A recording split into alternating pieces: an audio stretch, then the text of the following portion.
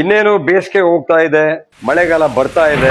ಮಳೆಗಾಲ ಚಳಿಗಾಲ ಬಂತು ಅಂದ್ರೆ ಎಲ್ರಿಗೂ ಬಿಸಿ ಬಿಸಿ ಬೋಂಡ ಬಜ್ಜಿ ತಿನ್ಬೇಕು ಅಂತ ಆಸೆ ಆಗುತ್ತೆ ಜನಕ್ಕೆ. ಸ್ನೇಹಿತರೆ, ನಿಮ್ಗೆ ಗೊತ್ತಾ, ನಾನು ಬೆಳಗ್ಗೆ ಎದ್ದ ತಕ್ಷಣ ಫಸ್ಟ್ ಕೆಲಸ ಮಾಡೋದೇನು, ನ್ಯೂಸ್ ಪೇಪರ್ ಓದೋದು.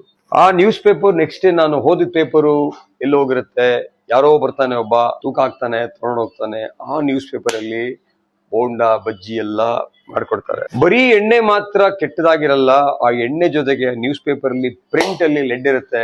ನೀವು ಈ ಬೋಂಡಾ ಬಜ್ಜಿ ರಿಪೀಟೇಟಿವ್ ಆಗಿ ಪದೇ ಪದೇ ಆ ನ್ಯೂಸ್ ಪೇಪರ್ ಕೊಡೋ ಬೋಂಡಾ ಬಜ್ಜಿ ತಿಂದಾಗ ಏನಾಗುತ್ತೆ, ನಿಮಗೆ ಲೆಡ್ ಎಲ್ಲ ಒಳಗೋಗುತ್ತೆ.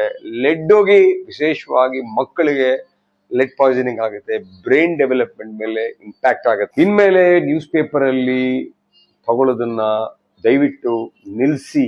ನೀವು ಅಷ್ಟೇ ರೋಡ್ ಸೈಡ್ ಅಲ್ಲಿ ವ್ಯಾಪಾರ ಮಾಡೋರು, ನಿಮ್ಗೂ ಜೀವನ ಮಾಡಬೇಕು. ಆ ನ್ಯೂಸ್ ಪೇಪರ್ ಬದಲು ಏನಾದ್ರೂ ಒಂದು ಬಾಳೆ ಎಲೆನೋ ನೀವು ಹಾಕಿದ್ರೆ, ಪ್ಲಾಸ್ಟಿಕ್ ಮತ್ತೆ ನ್ಯೂಸ್ ಪೇಪರ್ ಬಿಟ್ಟು, ಫಾಸಿಯವರು ಒಂದು ಆದೇಶನೇ ಹೊರಡಿಸಿದ್ದಾರೆ, ನ್ಯೂಸ್ ಪೇಪರ್ ಅಲ್ಲಿ ಇದನ್ನೆಲ್ಲ ಹಾಕ್ಬೇಡಿ ಅಂತ. ಆಯ್ತಾ?